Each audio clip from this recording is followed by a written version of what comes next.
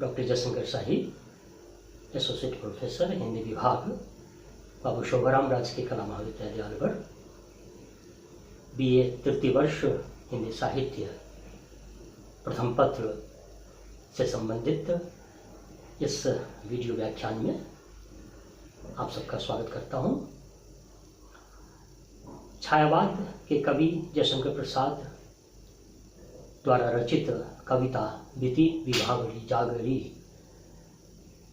के विभिन्न अवतारणों का हम अनुशीलन निरंतर प्रस्तुत कर रहे हैं। वीडियो व्याख्यान की श्रृंखला की इसी कड़ी में आज हम इस गीत के शेष रहे अवतारणों पर प्रकाश डालेंगे। अब तक हमने समझा कि किस प्रकार से जागरी शीर्षक कविता एक जागरण गीत है। श्रृंगार परख अर्थ भी इसका है, साथ साथ इसका रहस्यवादी, आध्यात्मिक और जागरण परख अर्थ भी संधान किया जा सकता है, उद्घाटित किया जा सकता है। अब तक हमने ये देखा कि किस प्रकार से इस कविता में नायक सोई हुई नायिका को जगाने की चेष्टा कर रहा है। आकाश के पनघट में ताराओं के घट को उषा रूपी पनिहारिणी नागरी डुबो रही हैं, प्रातःकाल आने वाला है। और उसके बाद के परिदृश्य में हमने देखा कि किस प्रकार से प्रातःकाल के आगमन के साथ ही परिंदों के जो झुंड हैं, परिंदों के जो समूह हैं, वे कलरव कर रहे हैं और पेड़ों की पत्तियां हिलडुल रही हैं। और प्रसाद जी कल्पना करते हैं कि ऐसा लगता है कि किसलय का आंचल डोल रहा हो, किसलय का अंचल डोल रहा। पिछले व्याख्यान में आपने इसका निदर्शन किया था। आगे देखते हैं। खगकुल कुलकुल सा बोल रहा, किसलय का अंचल डोल रहा, लो यह लतिका भी भर लाई, मधुमुकुल नवल रसगागरी। पिछले व्याख्यान में हमने चर्चा की थी कि यह गीत नाटकीयता से युक्त है, अर्थात इस लिरिक में, इस पोएट्री में ड्रामेटिक एलिमेंट है, ड्रामा के तत्व हैं, नाटक के तत्व हैं। और हमने पात्रों की चर्चा की थी कि इसमें कविता का नायक है, कविता की नायिका है। इसके अलावा हम यह भी देखते हैं कि इसमें और भी पात्र हैं, जैसे खगकुल, चिड़ियों का जो, विहंगों का जो वृंद है, पंछियों का जो झुंड है, वे भी एक पात्र के रूप में आए हैं इस गीत में। खगकुल कुलकुल सा बोल रहा, परिंदों की जो टोली है, परिंदों का जो झुंड है, वे कलरव कर रहे हैं। तो नायक और नायिका के अतिरिक्त इस गीत में और भी पात्र हैं जिनका कंट्रीब्यूशन इस गीत में है, जिनका योगदान इस ड्रामा के क्वालिटी से युक्त इस गीत में है। तो खगकुल भी एक इसमें पात्र हैं। फिर किसलय का अंचल डोल रहा, किसलय के आंचल को, पत्तियों के आंचल, पत्तियों को आंचल के रूप में चित्रित कर रहे हैं कवि प्रसाद।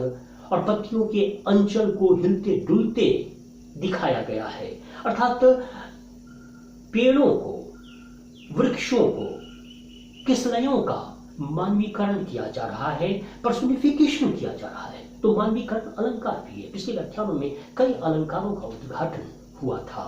तो हम देखते हैं किसलय का अंचल डोल रहा, तो किसलय का आंचल हिलते डुलते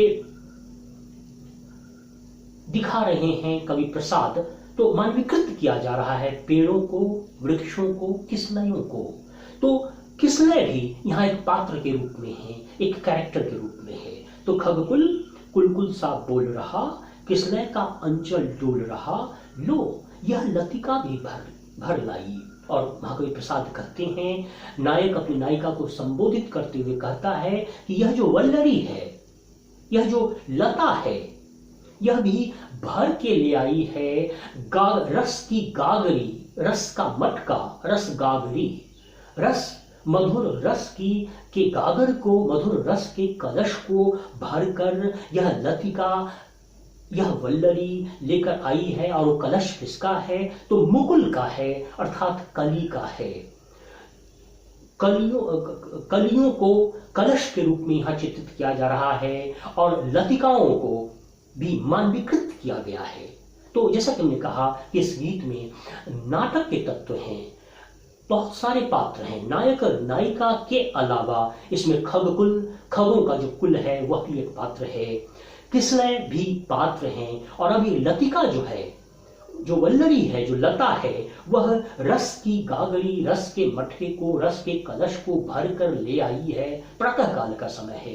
तो गीत के इस कैरेक्टर्स में, गीत के पात्रों की योजना में हम कह सकते हैं कि इसमें नायक हैं, नायिका हैं, इसके अलावा परिंदे हैं, इसके अलावा पेड़ों के पल्लव हैं, नूतन किसलय हैं, और इसके अलावा लतिकाएं हैं, वल्लरियां हैं।